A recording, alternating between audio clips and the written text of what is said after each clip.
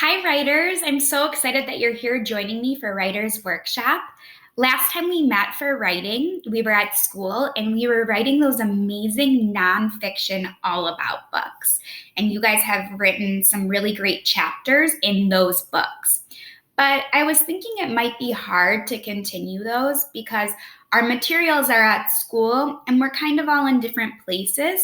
So we're going to push a little pause button on the All About books and we're going to start something fresh. And I'm so excited because it's actually one of my favorite things in first grade writing.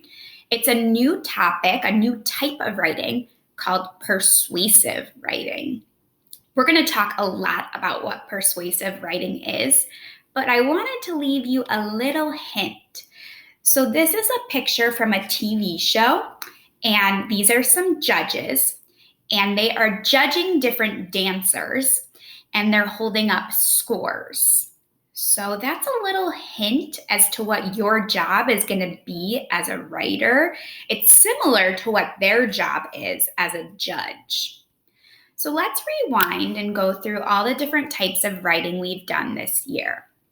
So this year we've used writing to do a lot of different things. Our writings had a lot of different purposes.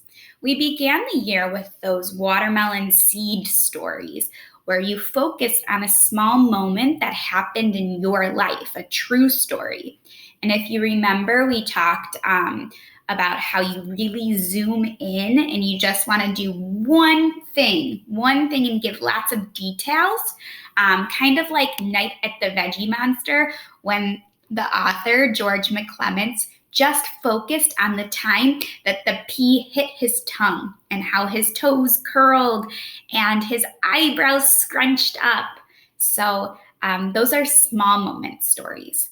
Then we moved on to how-to stories, and that was when I made the smoothie for you. And we talked about the different steps that writers have to take to teach other people how to do things. And then at school, we started writing our nonfiction all about books. And those books were to share information. So now we're going to move on to a new type of writing. And in this unit, you're going to be using writing to form opinions about different things and share opinions. Now, you might have heard that word before, opinion. And I know that a lot of you might know what that means, but that's going to be a really important word in this unit because it's all about opinions. So let's think really hard.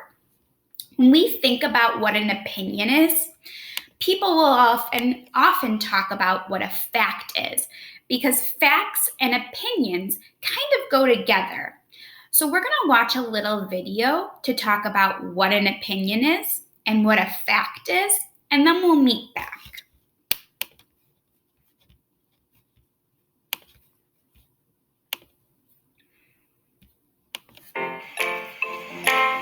Fact and opinion. What is a fact? A fact is something that is always true. Facts can be proven. We can find facts by doing research in books, on the internet, or we could even do research of our own. Here's an example of a fact. Dogs need food and water to survive. This is always true. You could find this information in a book or on the internet. What is an opinion? An opinion is what you think or feel. It cannot be proven. Here's an example of an opinion. Dogs are the best pets. That's what I think. I love dogs. That's how I feel. But these are just my opinions because someone could say, no way, cats are the best pets. Let's see what you learned. Fact or opinion? The sun is hot. You're right, it's a fact. This can be proven. We can prove it by doing research in a book or on the internet. Fact or opinion? Coffee is delicious. You're right, that's an opinion, because someone could say, ew, coffee isn't delicious. Fact or opinion? An apple is a fruit. You're right, it's a fact. An apple is a fruit. That is always true. So remember, if you're trying to figure out whether something is a fact or not, you can ask yourself, is it always true? Can it be proven?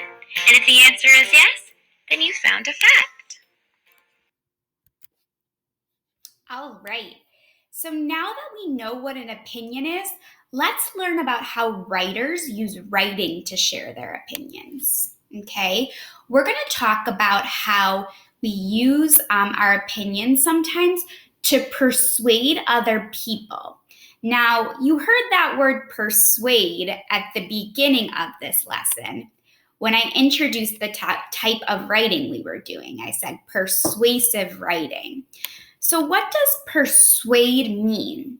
Well, when you persuade when you persuade someone, you're trying to convince them about something.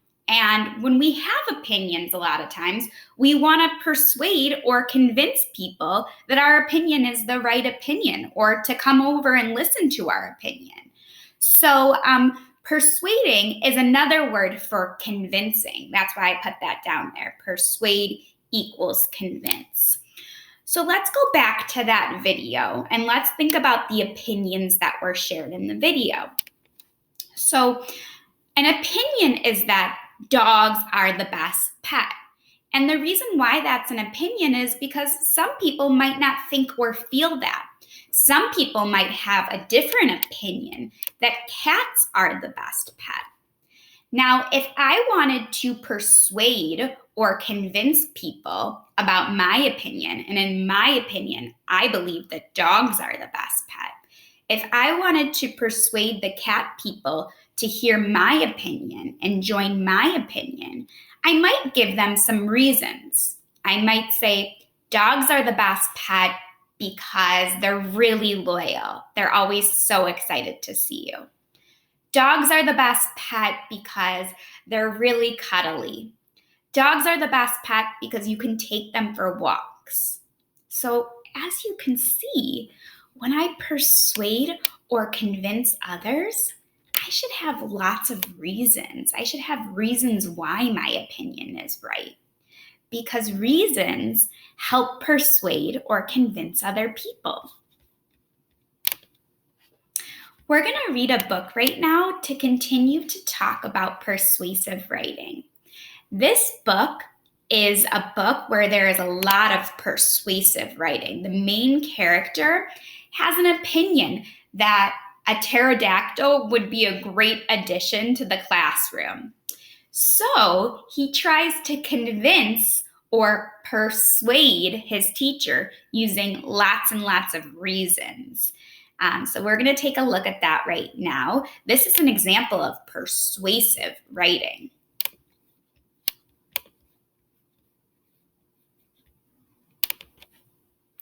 Okay, so this story is called, Can I Bring My Pterodactyl to School, Miss Johnson? Let me make this a little bigger. It's written by Lois G. Grambling and illustrated by Judy Love. Can I bring my pterodactyl to school, Miss Johnson? Can I, please?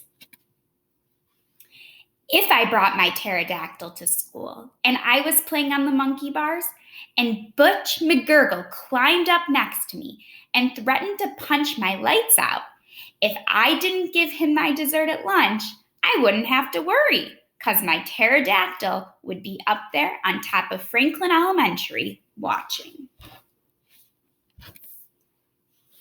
And he'd swoop down fast and grab Butch McGurgle, fly him high into the sky, and drop him kerplunk right in the middle of the preschooler's sandbox. My pterodactyl would be the best playground monitor ever. And Butch McGurgle would never ask for my dessert or anyone else's at lunch again. Can I bring my pterodactyl to school, Miss Johnson? Can I, please? So one reason why a pterodactyl would be good to have at school, they're convincing us that it would be a good addition because it would be the best playground monitor. If I brought my pterodactyl to school and our school band was on the 50-yard line during our homecoming game, playing our school song, Franklin Elementary, we love you, and it started to rain, and our uniforms were beginning to get wet, and the tuba was filling up with water, my pterodactyl could spread his wings wide and cover all of us. My pterodactyl would be the biggest supersized umbrella ever. Then we could finish playing all 7 verses of Franklin Elementary, we love you. Can I bring my pterodactyl to school, Miss Johnson? Can I, please? If I brought my pterodactyl to school and there was a blizzard and our classroom was freezing, even though Franklin Elementary's furnace was working hard, and we were all turning blue with everyone's teeth chattering nonstop, my pterodactyl could wrap his wings around us, all of us, around you too, Miss Johnson. Then we'd be comfy warm. My pterodactyl would be the coziest, snuggliest blanket ever.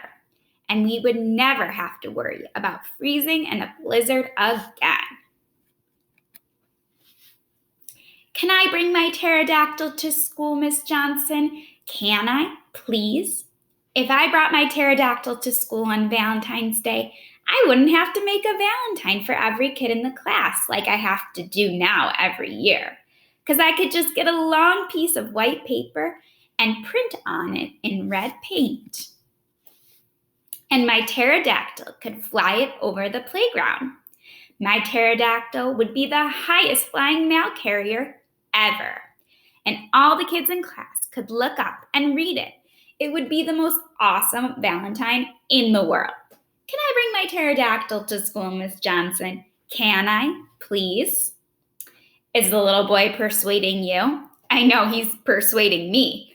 If I were the teacher, I'd be pretty convinced that a pterodactyl would be a great addition to school. If I brought my pterodactyl to school, Mr. Rockbone, our science teacher wouldn't have to take us on a field trip to the museum to study prehistoric animals like he does now. 'Cause my pterodactyl would be Franklin Elementary's very own Jurassic dinosaur exhibit. My pterodactyl would be the most kid-friendly dinosaur ever. And my pterodactyl wouldn't have signs on him saying, "Do not touch, no climbing." My pterodactyl would like to be touched and climbed on. Can I bring my pterodactyl to school, Miss Johnson? Can I, please? If I brought my pterodactyl to school and our class won the state spelling championship this spring, which we could, maybe, we wouldn't have to drive in the school bus all the way to Washington, D.C. for the finals. 'Cause my pterodactyl could fly us there. My pterodactyl would make a terrific first ever flying school bus. Then you wouldn't have to worry about any of us, especially me, turning green and getting sick on the school bus. Can I bring my pterodactyl to school, Miss Johnson? Can I, please? If I brought my pterodactyl to school those last days of the school year, right before summer vacation, when our room gets really hot, sticky hot, and we get really smelly, stinky smelly, especially after running on the playground, my pterodactyl could flap his wings fast and be a giant fan. My pterodactyl would be the coolest fan ever, and our room would get so cool. We'd probably have to put on our sweaters, maybe even mittens too. But Miss Johnson, the most important reason for bringing my pterodactyl to school, the one that counts the most, is that yesterday I got a letter from Unbelievable but True, Fantastic Science Fiction magazine saying I've won second prize in their Win a Prehistoric Animal contest. And second prize is a pterodactyl. I know my mom won't let me keep the pterodactyl in my room unless I'm there. Hey, wait a sec. I read this letter wrong. I didn't win second prize. I won first. Oh, wow, awesome. Can I bring my woolly mammoth to school, Miss Johnson? Can I, please?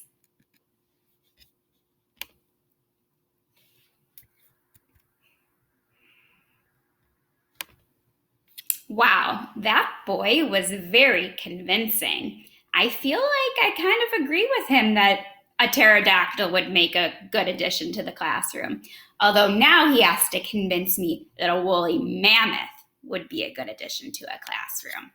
So maybe he has to write another persuasive book about why a woolly mammoth would be a good one. All right, you guys have a must do today. Now that you learned a little bit about what persuasive writing is, and remember, persuasive writing is sharing an opinion by convincing or persuading others. You have a must do. I'm trying to figure out what I should eat for lunch today. And there are two things that I could eat. I could eat a hot dog or I could eat a peanut butter and jelly sandwich. So if you go on Seesaw to your activities, there's a little activity that you have to do to try to convince me which one I should eat for lunch. So I want you to check that out. That's a must do. The second must do that you need to get ready is you need to get a little collection ready. And that collection needs to be something that has 5 or 6 items that are a part of the same collection. For example, 5 or 6 baseball cards, or 5 or 6 rubber bands, or 5 or 6 erasers, or 5 or 6 Shopkins. I want you to pick a collection that you have, and I want you to get 5 or 6 of those things from the collection ready to go, because we're going to use that for our next writing when we're going to be judges. All right, my friends, good luck and thanks for joining in for Writer's Workshop today.